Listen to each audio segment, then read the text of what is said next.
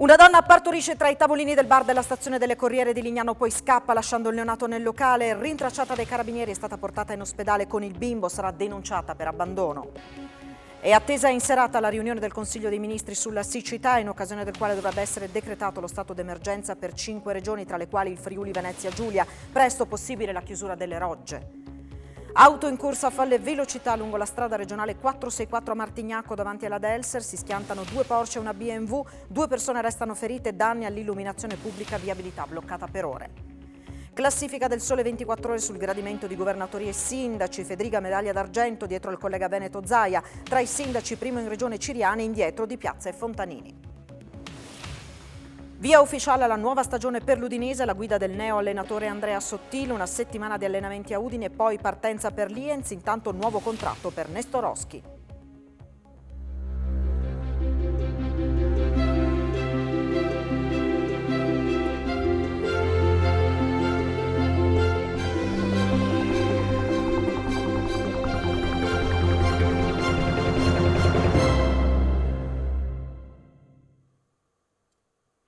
A tutti voi buonasera, ben trovati a questa edizione del telegiornale di Telefriuli che apriamo raccontandovi di quanto è accaduto nel pomeriggio a Lignano Sabbiadoro, dove una donna ha partorito all'esterno della stazione delle Corriere tra i tavolini del bar, poi si è allontanata abbandonando il neonato. Ci si è accorti di quanto è accaduto attorno alle 14. Sono stati i gestori del bar dell'autostazione a sentire delle urla. Notando una donna in difficoltà tra i tavolini, hanno immediatamente chiamato il 112 chiedendo assistenza medica per una donna a terra in preda a forti e fino a quel momento inspiegabili dolori. Poco prima dell'arrivo dei carabinieri e dei sanitari, la donna si è allontanata lasciando a terra qualcosa che nessuno dei presenti si aspettava.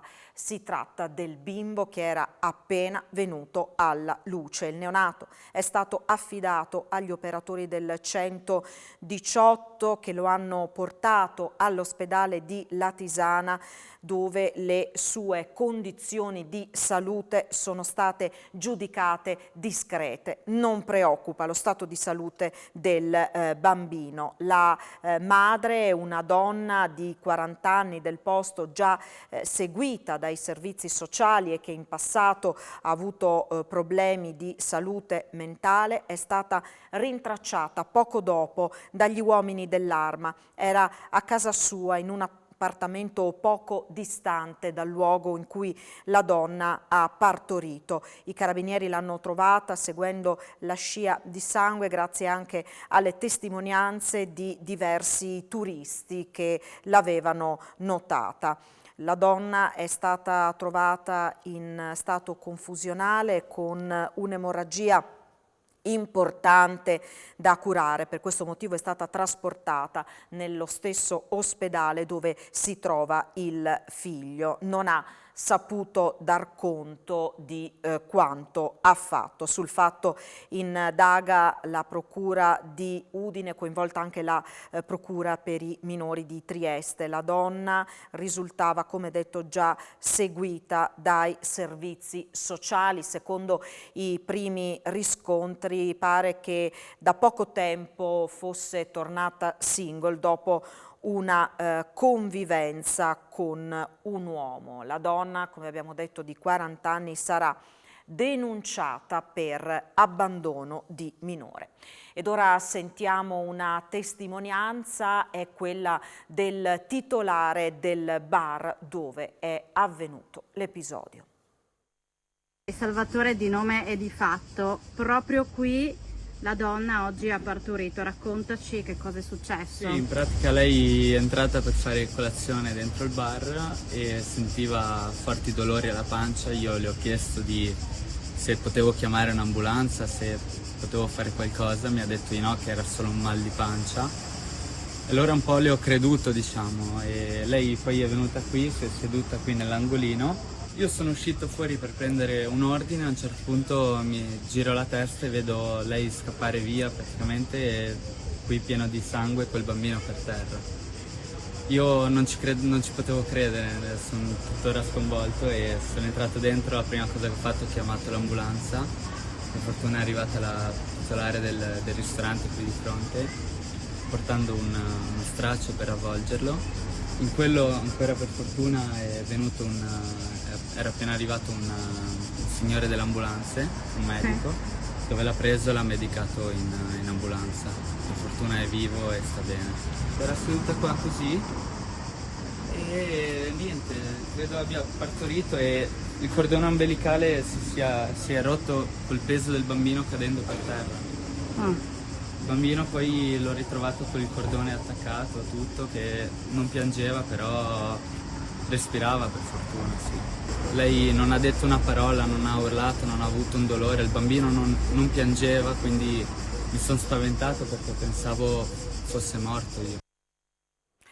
E questo è appunto il racconto del giovane che ha prestato i primi soccorsi. Come detto, sia la donna che il bimbo si trovano in questo momento in ospedale. Secondo quanto abbiamo appreso, le condizioni del piccolo sono buone. La donna sarà denunciata per abbandono.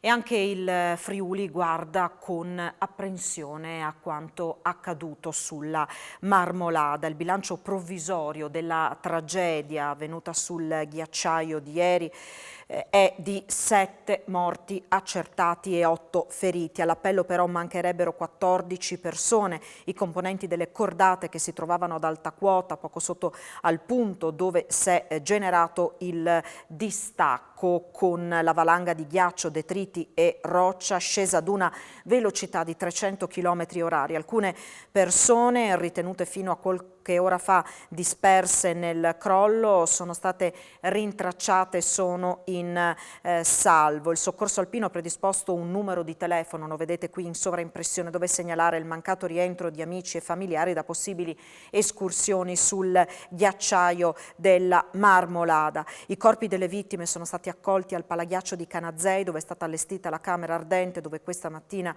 è iniziato il doloroso rito del riconoscimento dei corpi da parte dei familiari. La Procura di Trento ha aperto un fascicolo sul crollo. Disastro colposo è il reato ipotizzato, al momento a carico di ignoti.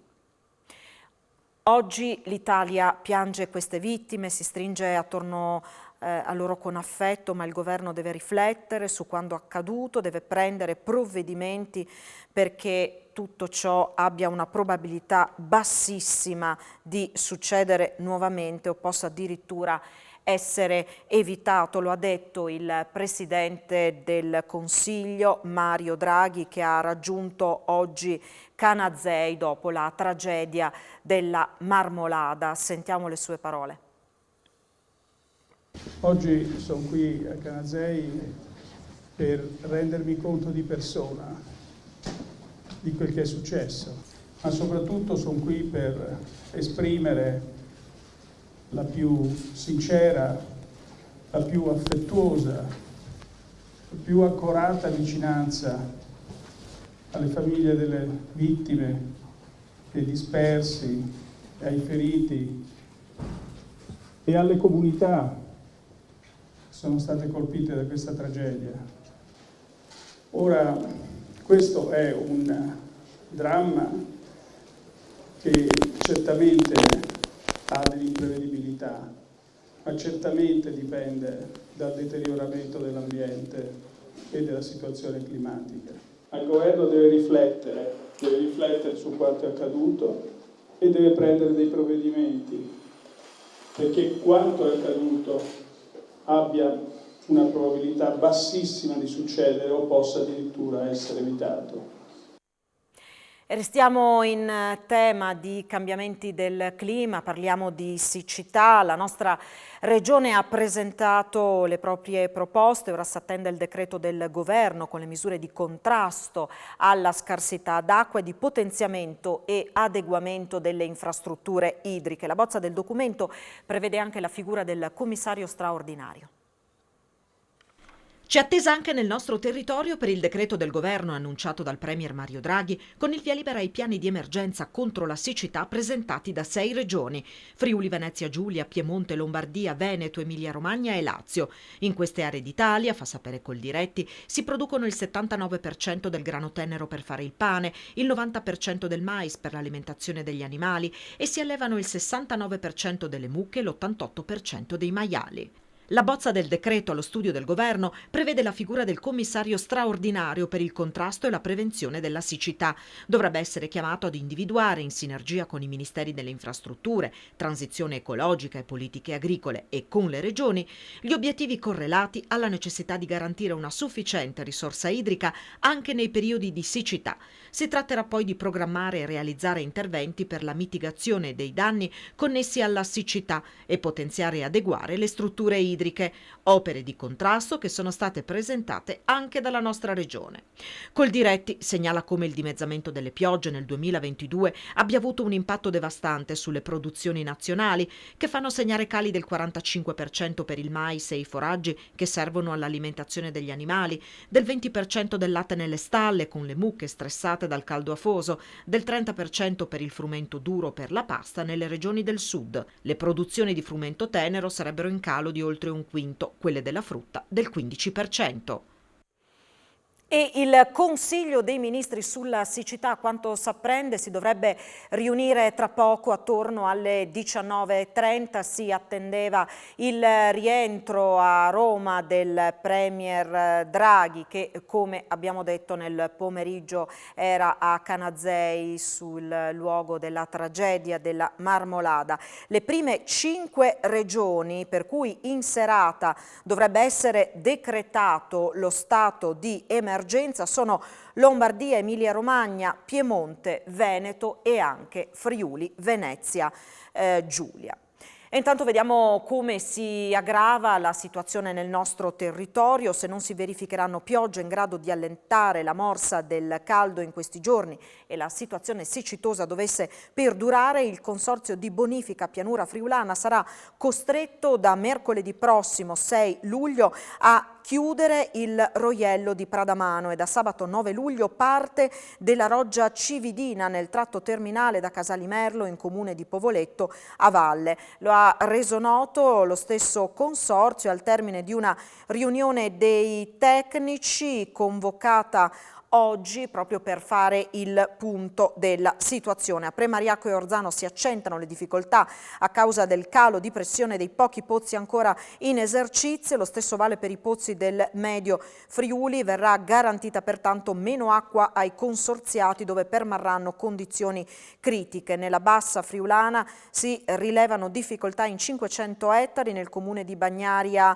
Arsa, in difficoltà anche la Roggia Zuina in comune di Torviscosa, difficoltosa l'irrigazione straordinaria ad Aris di Rivignano, Torsa di Pocenia e Muzzana. Il Consorzio di Bonifica ha inviato ai sindaci dei comuni interessati dal servizio irriguo una nota in cui si richiede collaborazione nell'utilizzo appropriato della risorsa idrica, invitandoli anche ad esercitare controlli tramite la polizia rurale, in particolare per la prevenzione dei danni e per la sicurezza, la viabilità stradale in caso di allagamenti arrecati da una irrigazione impropria. E le alte temperature, l'aridità della terra e forse qualche mozzicone di sigaretta ha generato un vasto incendio lungo l'argine del tagliamento all'altezza del comune di Sedegliano nel Medio Friuli. Il rogo è divampato nel pomeriggio, poco prima delle 16:30, ha generato un'alta colonna di fumo bruciando circa 400 metri di terrapieno per un totale di 6.000 metri quadri di vegetazione. L'incendio è stato spento grazie all'intervento dei pompieri giunti dal distaccamento volontario di Codroipo con l'aiuto dei colleghi di San Vito al Tagliamento. Il loro tempestivo intervento ha permesso di contenere le fiamme che non si sono propagate ai boschetti adiacenti all'area golenale.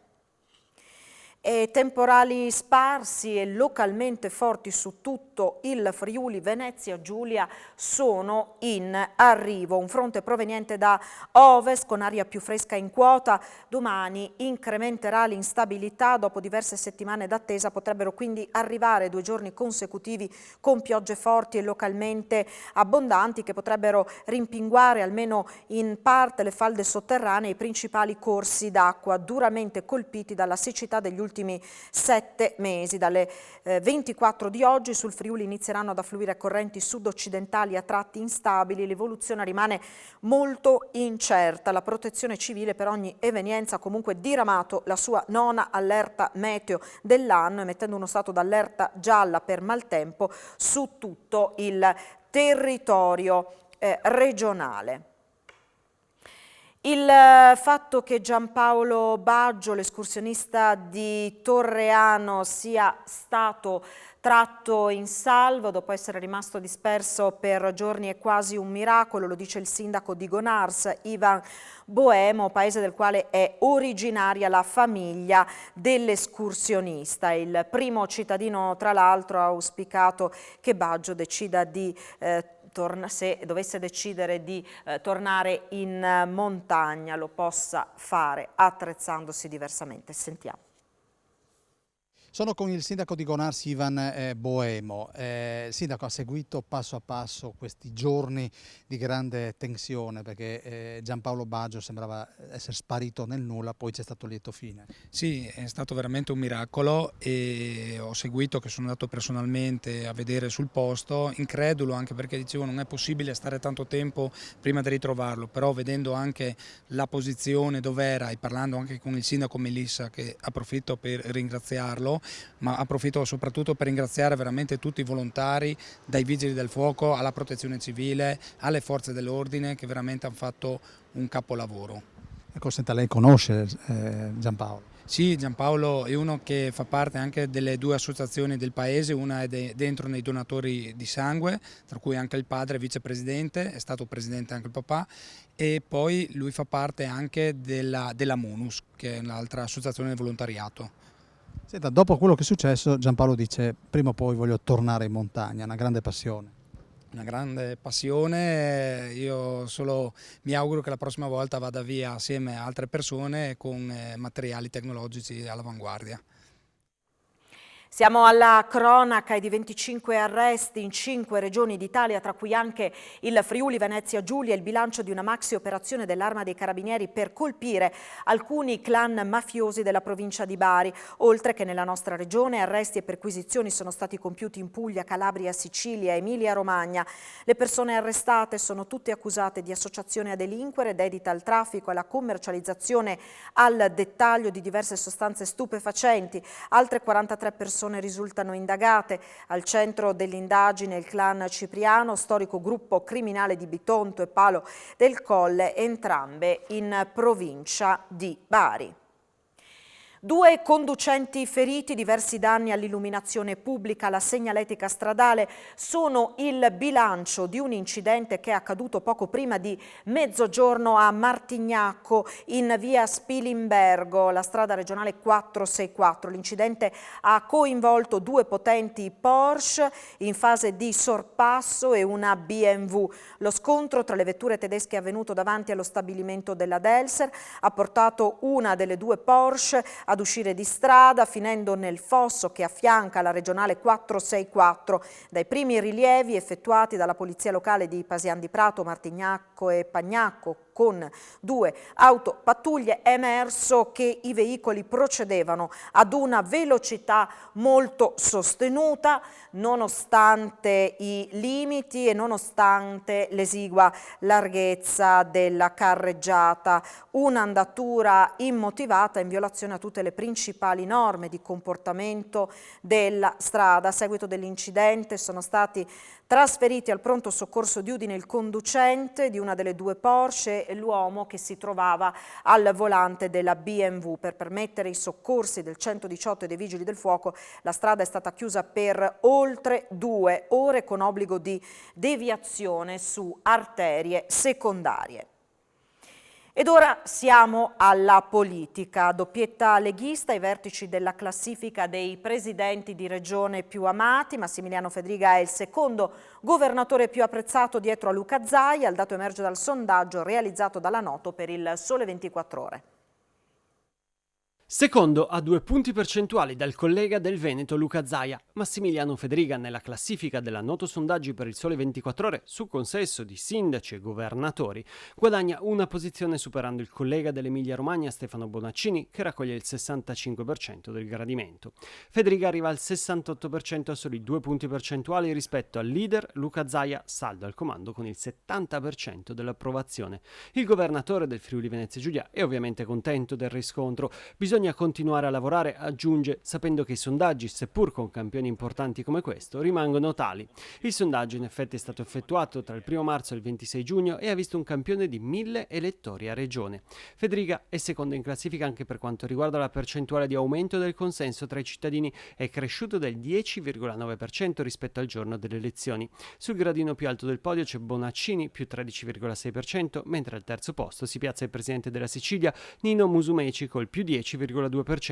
In coda alla classifica generale si piazza invece il presidente del Molise, Donato Roma, e del Lazio, Nicola Zingaretti. Pagelle anche ai sindaci, vediamo com'è andata ai primi cittadini, in particolare quelli della nostra regione. Alessandro Ciriani vince la classifica dei sindaci di capoluogo di provincia più apprezzati per quanto riguarda il Friuli Venezia Giulia. Il sindaco di Pordenone è 10° a livello nazionale e primo per la nostra regione. Ciriani, eletto nel 2021 secondo il Sole 24 Ore, ha però perso dei punti di gradimento rispetto al giorno delle elezioni, passando dal 65% all'attuale 58%. In una classifica in cui non compare il confermato sindaco Rodolfo Ziberna, impegnato in campagna elettorale fino a qualche giorno fa e che lo scorso anno si era piazzato ottavo, ci sono invece Udine e Trieste. E se Di Piazza si posiziona 50°, vedendo migliorare il proprio consenso rispetto alle recentissime elezioni di 1 punto percentuale, il sindaco del capoluogo friulano Pietro Fontanini è 70° in classifica generale, sceso dal 50,4% di gradimento che nel 2018 gli aveva permesso di diventare primo cittadino all'attuale 46,5%. Un calo però più contenuto rispetto ad altri sindaci che gli permette comunque di guadagnare delle posizioni, dato che nel 2021 si era posizionato al 90° posto. Ci vorrà ancora una cinquantina di giorni per vedere ultimati i lavori di Piazzetta Marconi a Udine. Intanto l'area sarà riaperta al passaggio dei pedoni probabilmente già da domani. A Udine si è concluso il primo lotto di lavori di rifacimento di Piazzetta Marconi. Nei prossimi giorni, con lo smantellamento del cantiere, la parte dell'area dal lato di via Paolo Sarpi potrà essere riaperta al passaggio dei pedoni, forse già a partire da domani. Intanto sono cominciati i lavori del secondo lotto davanti alla biblioteca Ioppi e Vicolo Sottomonte, al quale si può accedere da Piazza Libertà.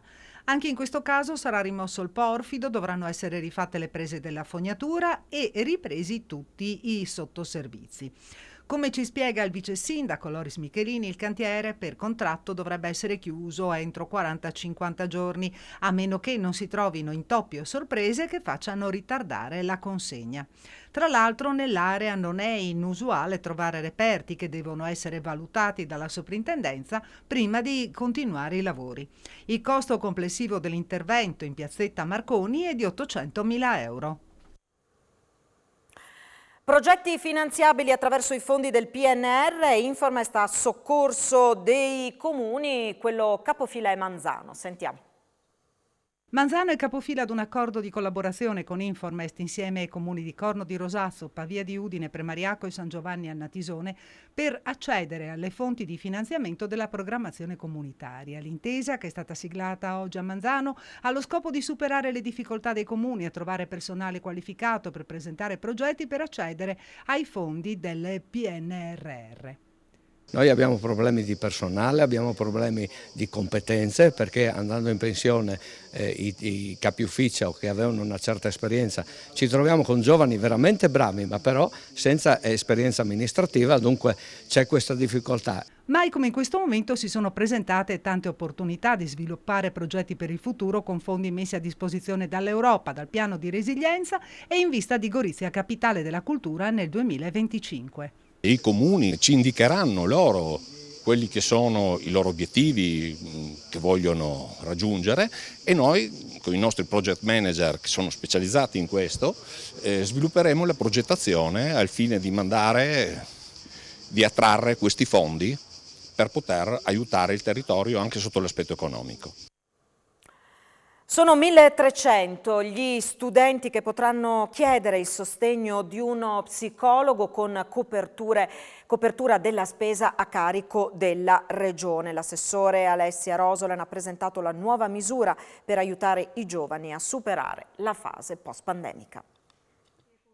Un aiuto immediato per tutti quei ragazzi per i quali la pandemia è diventata un peso enorme, difficile da superare o da affrontare. La Regione Friuli Venezia Giulia con l'assessore Alessia Rosolen ha voluto presentare il bonus psicologo. La cosa importante è che non è un bonus che si sostituisce a tutte quelle che sono le attività che vengono già svolte dai servizi sociosanitari, non si sostituisce all'iniziativa privata di capacità di scegliere di essere aiutati in momenti difficili, è un intervento che inseriamo all'interno dell'ambito del diritto allo studio. L'iniziativa è partita grazie a una proposta di Fratelli d'Italia in Consiglio regionale ed è realizzata in collaborazione con l'Ordine degli Psicologi del Friuli Venezia Giulia. Abbiamo registrato un aumento direi esponenziale delle situazioni di disagio sia all'interno dei servizi sanitari sia all'interno degli studi privati, disturbi dell'alimentazione, disturbi d'ansia, disturbi del sonno. La Regione ha previsto di supportare 1300 ragazzi con un plafond di 300.000 euro. Non c'è un tetto ISEE come per il bonus nazionale con cui è compatibile e da domani sarà possibile registrarsi alla piattaforma Ardis per i ragazzi maggiorenni o per i genitori di studenti delle secondarie di primo e secondo grado. Ci sarà un pre-colloquio con un referente Ardis e poi si inizierà il percorso con lo psicologo scelto che si articolerà per 5 sedute da iniziare entro il 2022. È stato approvato in Consiglio regionale il piano della mobilità ciclabile. Le opposizioni però vanno all'attacco. Scopriamo perché. Dalla ormai famosa Alpe Adria a quella del Noncello, dalla bassa pianura pordenonese al percorso lungo l'Adriatico, sono 9 le piste ciclabili, per un totale di 1300 km, contenute nel piano regionale che è stato approvato in 4ª commissione consiliare ed è stato proposto dalla Giunta. Il documento è fondamentale per consentire poi ai comuni di programmare gli itinerari cittadini. Il piano regionale è fondamentale per la mobilità ciclistica perché dà la previsione su tutto il territorio regionale di quelli che saranno gli sviluppi nei prossimi 5-10 anni delle ciclabilità in Friuli Venezia Giulia. Per cui adesso tutti sanno quali sono le ciclabili più importanti, che sono 9 all'interno del nostro territorio di grado superiore, cioè di grado e di rango regionale. Non manca però l'attacco del Partito Democratico che con il capogruppo Diego Moretti e la consigliera regionale Maria Grazia Santoro parlano di un piano in ritardo di 3 anni che ha causato danni alle amministrazioni e consegnato ai consiglieri senza approfondimenti. Di enti locali lasciati soli ha parlato anche il consigliere regionale Furio Onsel di Open FVG che denuncia lo scarso tempo per studiare gli atti. Sono in corso alla base di Aviano i festeggiamenti in occasione del 4 luglio, festa dell'indipendenza americana. All'interno dell'aeroporto Pagliano e Gori, che ospita il 31esimo Fighter Wing dell'aviazione statunitense, sono stati allestiti stand che mettono in mostra associazioni italiane e americane per rinsaldare il forte legame che unisce le due comunità in Friuli. A fare gli onori di casa il comandante dell'aeroporto, il colonnello Marco Schiattoni, il comandante del 31esimo Fighter Wing, il generale di brigata Jason Bailey. La cerimonia, che negli ultimi 2 anni si è svolta in maniera limitata a causa della pandemia, sono state invitate anche le autorità civili e militari del territorio. I festeggiamenti dell'Independence Day, con musica ed intrattenimenti, si concluderanno alle 22 con il tradizionale spettacolo pirotecnico. Il nostro telegiornale termina qui, tra pochissimo l'appuntamento con l'informazione sportiva, in primo piano la nuova stagione dell'Udinese, poi le previsioni del tempo a cura di Antonino Renna. Grazie come sempre per la vostra cortese attenzione e buon proseguimento di serata. In compagnia di Telefriuli, arrivederci.